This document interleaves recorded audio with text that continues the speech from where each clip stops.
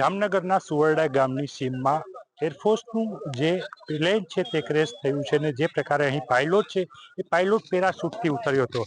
હાલ રેસ્ક્યુ પણ ચાલી રહ્યું છે. અહીં જે પ્રકારના હું દ્રશ્ય દેખાડવા માંગીશ, જે પાયલોટ બચ્યો છે તે આ પેરાશૂટ છે, આ પેરાશૂટને લઈને અહીં ઉતર્યો હતો.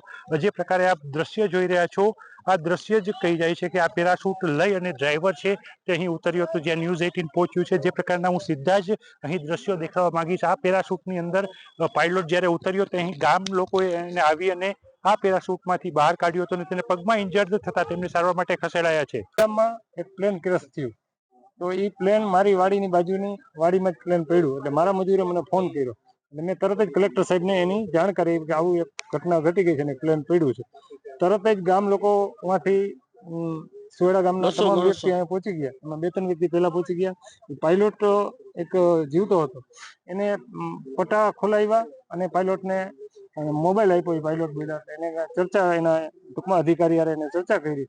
કેટલી વખતમાં તો તમામ તંત્ર અહીંયા એસપી સાહેબ છે, કલેક્ટર સાહેબ છે, મામલતદાર છે, પ્રાંત અધિકારી છે, ફાયરની તમામ ટીમ પહોંચી ગઈ અને તાત્કાલિકના ધોરણે આગ બુઝાવી દેવામાં આવી અને સિવિલની અંદર ખેડૂતોને કોઈ નુકસાની થઈ નથી અને પાયલોટે ગામને બચાવવા માટે પૂરો પ્રયત્ન.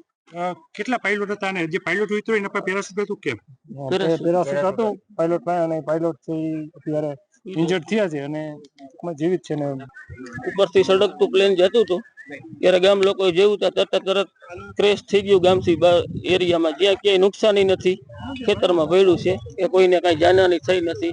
એક પાયલોટ જીવતા હતા, એ માણસે કીધું બાજુવાળાએ કે છત્રી લઈને આમ નીકળ્યા એટલે અમે એને ગોઈતા, એને પગમાં બ્લીડિંગ થયું હતું, બાકી જીવતા છે. અને અમે એને હોસ્પિટલની બધી સુવિધા કરાવીને એને અમારા ફોન કરાવ્યો એરફોર્સમાં, એટલે એ લોકો ત્યાં એરફોર્સના બધા આવી ગયા.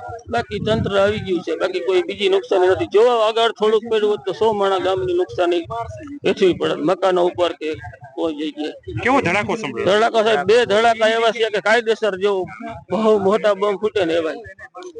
બાકી એક જ વ્યક્તિ અહીંયા મળ્યા, બાકી બાઇક સાડી નકર આ ગામ ઉપર પડ્યું હોય તો ગામમાં 50 થી 100 માણસને જાનહાની થાત. અહીંયા કોઈ મકાન નથી, કોઈ વસ્તુ નથી. આ જે જગ્યા પડી ની કોઈ 1 રૂપિયાની નુકસાની નથી ક્યાંય. જામનગરના સુવરડા ગામની સીમમાં એરફોર્સનું ફાઇટર પ્લેન છે તે ક્રેશ થયું છે. મોડી રાત્રે ફાઇટર પ્લેન ક્રેશ થતાં જે પ્રકારના દ્રશ્ય આપ જોઈ રહ્યા છો, હાલ વાડી વિસ્તારમાં કલેક્ટર, એસપી સહિતના ઉચ્ચ અધિકારીઓ છે તે પહોંચ્યા છે. બીજી તરફ જે પ્લેનના પાર્ટ્સ છે તેમાંથી બ્લેક બોક્સ છે તે શોધવાની કામગીરી હાલ ચાલી રહી છે. જે પ્રકારે વાત કરવામાં આવે, અહીં પ્લેન ક્રેશ થયું હતું વાડીની અંદર, એ વાડી માલિક પણ છે, એમની સાથે પણ વાત કરવાનો પ્રયત્ન કરશું. શું નામ તમારું? કેવી આખી ઘટના હતી? કેટલા વાગે આ ઘટના બની હતી? મારું નામ અશોકભાઈ લાલજીભાઈ કણજારિયા. આ ખેતર જે વાડી પડી એ પ્લેન પડ્યું અમારું પોતાનું ખેતર છે. અમે તો જામનગર રહી છીએ, પણ આજુબાજુના પાડોશીના બધાના ફોન આવ્યા કે તમારા ખેતરમાં પ્લેન પડ્યું છે. અમે વાથી દોડતા આવ્યા કાંઈ ગેટની ચાવી લઈને, પણ અહીંયા આવ્યા ત્યારે તો ફાયર બ્રિગેડને હાથે ને બધા પોલીસ ખાતુંને પહોંચી ગયું હતું ને કાર્યવાહીને ચાલુ કરી દીધી ને પાયલોટને ગોતતા હતા ને એવું કરતા હતા.